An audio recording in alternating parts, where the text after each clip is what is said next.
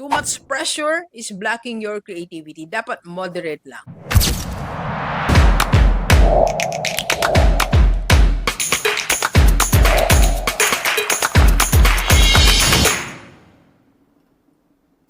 Okay, Gilbers, mag-part 2 tayo sa creativity. Ito yung tinatawag nating the power of your imagination as an entrepreneur para makaisip tayo ng mga bagay na bago to implement in our business. Kaya po, minsan, paulit-ulit lang ang ating mga ginagawa sa negosyo natin, paulit-ulit yung streams of income natin, ganun din yung results, hindi nababago. Because pag nag-isip tayo, hindi po natin sinasamahan ng imagination.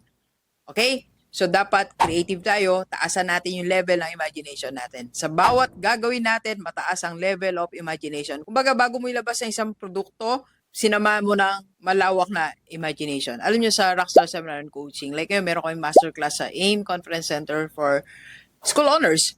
Ilang beses ko pong pinapabago yung aking presentation. I make sure 40% mataas yung level of imagination na ituturo ko sa aking mga estudyante. Okay? Alright. So, paano nga ba natin patataasin o yung level of creativity natin? May mga tinatawag po tayo na enabler o nagpapataas ng creativity ng isang negosyante. Again, dito po tayo sa book na binabasa natin, The 10 New Life-Changing Skills, and the first one is creativity. Okay, so first is unbounded curiosity. Alam mo yung everyday, naka-on yung curiosity mo. That is, you question everything. Pag sinabi natin unbounded curiosity, we reawake the child inside us. Naalala mo nung bata pa tayo, napaka-curious natin, no? Naalala ko yung isa sa mga pamangkin ko, paggabi, naglakad-lakad kami dito, si Gab. Hello sa'yo, Gab. Malaki na siya ngayon. Meron kaming nakikita lagi ibon sa paggabi, lipad-lipad. Ang tanong niya sa akin ganito, bakit ba nagmamadali ang ibon? Saan ba siya pupunta? Anong gagawin niya? So kala niya yung paglipad ng ibon ay isang pagmamadali. Hindi niya alam na talagang ganun kabilis ang lipad ng ibon. That's curiosity. Kasi minsan habang lumalaki tayo, tinatanggal na natin yun eh. Tinatanggap na lang natin na ganito talaga yun eh. Ganito talaga yan. Tumatahimik na lang tayo. So you have to reawake the child inside us. You question the process, you question the product, you question the results. Para maka-arrive tayo dun sa bagong bagay. Para magkaroon tayo ng new perspective. Alam mo, meron kang isang empleyado, pinagawa mo ng packaging ng yung beauty product, you question. Ang tanong mo lang naman bakit mo pinag-combine ang blue and orange? That's the question. You just ask. Then, explain niya sa'yo. Sa bawat ginagawa natin everyday, dapat naku-curious tayo. Gusto nating malaman. That's the meaning of curiosity. Gusto kong malaman. Lagi mong gustong malaman. Bakit? Bakit hindi na bumabalik sa'yo yung mga kliyente natin? Bakit yung dating kumakain sa tuwing umaga sa resto mo, hindi na siya bumabalik? Kailangan malaman mo yon. You need answer. You question everything and you demand for an answer. That's part of curiosity. And that answer will give you no idea. And second po is you have to be keen observer. Alam mo, as a business owner, tayo siguro yung dapat na pinakamapagmasid. Yes. Kung sa isang room, ikaw lang ang entrepreneur, dapat ikaw yung pinakamapagmasid dyan sa room na yan.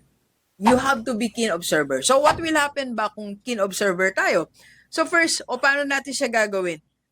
You have to slow down. Hindi na kasi tayo nag-i-slow down kaya hindi na tayo maka-observe eh. Kanina nasa dinalupihan kami, nagpagawa kami ng bag for my masterclass. So, syempre may kasama akong bata, medyo isip bata. Nagyaya sa Jamango. So normally hindi ako tumatayo inside the store. Naghintay lang ako sa sasakyan. Pero dahil nga gusto natin maging creative tayo, gusto natin makakita ng bago, ay observe kung paano yung ginagawa yung Jamango. So nakita ko kung paano detalye pala inaano yung mga sangkap nun. Ni-scoop, I think ice cream ba yun? Ni-scoop and measurement. So observe. You have to observe. You have to slow down para makita mo yung ibang bagay, paano sila ginagawa, paano nag-come up dito, and that will give you another way to become creative. So, nung nakita ko yung gaano ka tiyaga, no, o kadetalye yung pagbuo ng Jamango na nabili namin. So, that explain also sa akin bakit maunlad siya. Kasi I understand franchise yan eh. So, hindi naman ako nag-advertise ng Jamango. Nabanggit ko lang. So, pwede natin yan apply sa business natin. Baka yung negosyo natin, hindi siya tinatyaga. Baka yung empleyado mismo natin, kulang sa tiyaga. Para creative tayo, you have to slow down. And second is, refrain from multitasking. Para ma-obserbahan natin ang lahat ng maayos. For example, ikaw negosyante ka. Minsan nagmo-multitask din tayo eh. May kausap ka sa phone, nakaharap ka sa Zoom, nakikinig ka sa presentation ng sales leader mo, tapos may kinakausap ka. So, hindi mo ngayon na-obserbahan paano niya pinitch yung inyong product. Try to refrain yourself from multitasking. Alam niyo, isang natutunan ko yan. Kasi sa totoo lang, nabasa ko po yung brain natin, hindi naman talaga nakakapag-multitask yan eh. Kung meron kang tatlong sabay-sabay na ginagawa, yung dalawa dyan, hindi mo naintindihan, yung isa lang naintindihan mo. Wala po talaga ang multitasking. Okay? And, number 3 po, you have to observe every day na nangyayari with your own eyes. Ikaw dapat nakakakita para maging creative ka. Nakakita ng problema ng kliyente mo, nakakita ng problema ng empleyado mo. And ikaw mismo, nagiging creative ka on how to give solutions. Kaya ako, I disagree na pag business owner ka, totally wala ka nang gagawin sa negosyo mo. I disagree on that. At least meron kang ginagawa na mga 20% sa negosyo mo. Hindi pwedeng lahat ng nangyayari sa negosyo mo, puro kwento lang. Kinwento ni department head mo, kinwento ni leader mo, kinwento ni empleyado mo. You have to see it ng dalawa mong mata yung nangyayari. So that yung solution talaga, akma siya. Sakto talaga siya. Okay? You have to practice that. And next is, you have to be mindful on what you are doing so that you will be present at the moment. You have to be mindful sa ginagawa mo. Alam nyo, pag ngayon na nagagawa ko ng presentation para nga sa masterclass natin, I'm very mindful sa lahat ng nilalagay sa slide. Kasi ngayon, I'm trying to do it. Gusto ko siyang gawin. Kasi pag sinulat ko siya, tapos ginagawa nila, parang meron pa ako kasing may input pag ako pa nagsulat-sulat, ay naglagay. So, I'm mindful, I'm present at the moment. Na ginagawa ko yung slides, very present ako. Wala akong kausap, nandito ako sa isang table, yun lang talaga yung ginagawa ko. So, as a business owner, kailangan present ka sa moment. Alam mo, pag nagmi-meeting ka, dapat present ka talaga sa meeting, nakikinig tayo.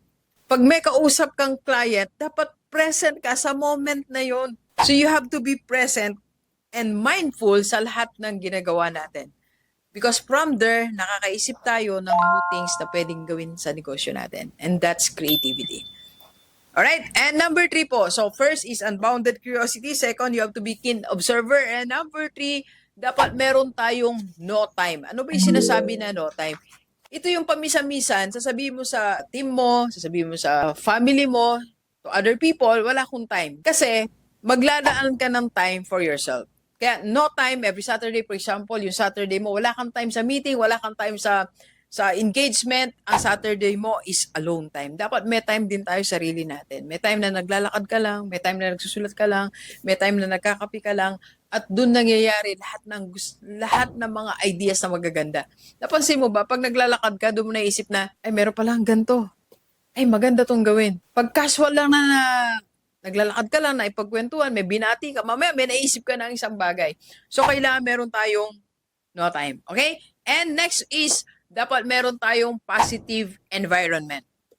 Alam mo, pag positive yung environment natin, pag masaya yung paligid natin, maayos ang paligid natin, alam natin na positive yung narinig natin, what will happen? Tumataas yung level of creativity natin. We tend to create new things, to write new solutions, to write new programs. Kaya nga, di ba, pag meron tayong gustong i-discuss sa mga team natin, empleyado natin, kung meron kayong brainstorming meeting, kailangan pakainin muna sila, masaya muna. Then, eventually, makakaisip sila ng mga bagay na magaganda. Or, during strat planning or planning itself, that's the reason bakit kailangan lumayo muna tayo. Punta tayo dito sa, iba, di ba, nagta-travel pa from papunta ng city o papunta sa province, sa resort na maganda, sa hotel na maganda, para yung environment maging positive siya. Kasi pag maganda yung lugar, no place, so mas nakakaisip ng magandang bagay.